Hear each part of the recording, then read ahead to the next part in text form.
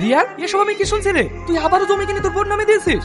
হ্যাঁ। নিজের নামে একটা জিনিসও রাখছিস নি, যা কিনছে সব বোন নামে। আমি একটা জিনিস বুঝতে পারিনি, আমি আমার বোন নামে কিছু দিলে তোমাদের কেন গায়ে বাঁধে? বাপরে, আমাদের কোনো গায়ে বাঁধে না। তুই আমাদের সন্তান, তোর খারাপ হোক এটা আমরা কখনোই চাই না। আর তাছাড়া তোর একটা নিজের ভবিষ্যৎ আছে। আজকালকার মেয়েদের প্রতি কোনো ভরসা নাই।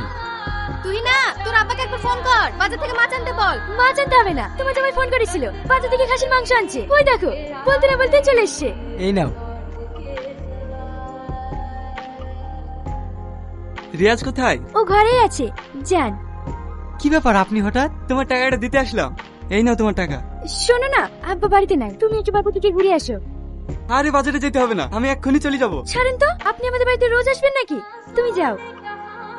কি ব্যাপার হঠাৎ করে বাড়িতে? তোমাকে দেখতে খুব ইচ্ছে করছিল, তাই টাকা দেওয়ার বাহানে চলে আসলাম। বাবা, আজকাল একটু বেশি ইচ্ছে করছে মনে হচ্ছে। তোমার বউ যেদিন জানতে পারবে সেদিন বুঝতে পারবে। আমি বউকে দেখে ভয় পাই না। বাবা, বীর পুরুষ। আরে আপনাকে টাকা নিয়ে কোনো চিন্তা করতে হবে না, আমি কাল বিকালের মধ্যে আপনাকে টাকা পাঠিয়ে দেবো। শুধু মালটা একটু ভালো দেওয়ার চেষ্টা করবেন, তাহলে হবে। রিয়াজ, কি ব্যাপার, এইভাবে হাঁপাচ্ছ কেন? খবর শুনেছিস? কি খবর? আরে কলকাতাতে যাকে আমরা মাল পাঠাতাম সে সব টাকা মেরে দিয়ে পালিয়ে গেছে। কি হলো, তোমার মন খারাপ কেন? সব শেষ হয়ে গেছে। মানে? আমি যে মহাজনকে মাল পাঠাতাম ও সবারই টাকা মেরে দিয়ে পালিয়ে গেছে। আমি ওর সঙ্গে 30 লাখ টাকা পাবো। আমাকে কালকে পার্টিকে টাকা দিতে হবে। এতগুলো টাকা তুমি এখন কোথায় পাবে? তোমার অ্যাকাউন্টে যে 10 লাখ টাকা রাখা আছে ওটা তুলতে হবে, আর ওই যে বাজারে একটা জায়গা আছে ওটা বিক্রি করতে হবে, না হলে পার্টিকে তো টাকা দিতে পারবো না। তুমি কি বলছো? আমিও টাকা দিতে পারবো না। আর ওই জমি তো তুমি আমার ভবিষ্যতের জন্য দিয়েছো, কেন বিক্রি করবো? আমি জমি বিক্রি করতে পারবো না।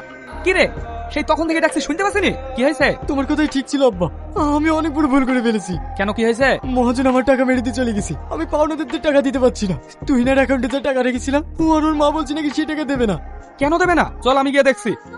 কি ব্যাপার আপনারা? এসব কি শুনছি মা? তোমার স্বামী এখন বিপদে পড়েছে, এখন তো তোমাকেই ওর পাশে থাকতে হবে।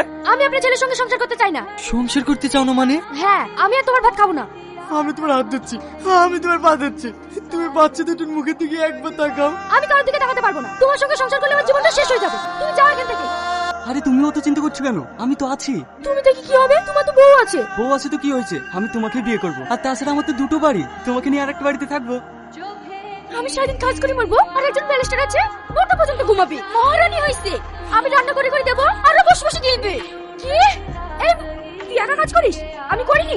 ঠিক পাই দেখেছি। তোর মতো বিছুদা একটাও দেখিনি। কি বললি? আমি বিছুদা দেখাছি। এই বিছুদা গায়ে থেকে কেমন লাগে? কি লাগিছিস রে? এই স্যার স্যার, সাত সকালে কি লাগিছিস? ছেড়ে দাও, আগে আমি তেজ চামাচ্ছি। তুই শুধু আমাকে মারবি, ওকে তো আর দেখতে পাবি নি। ওর কিছু বলি রে।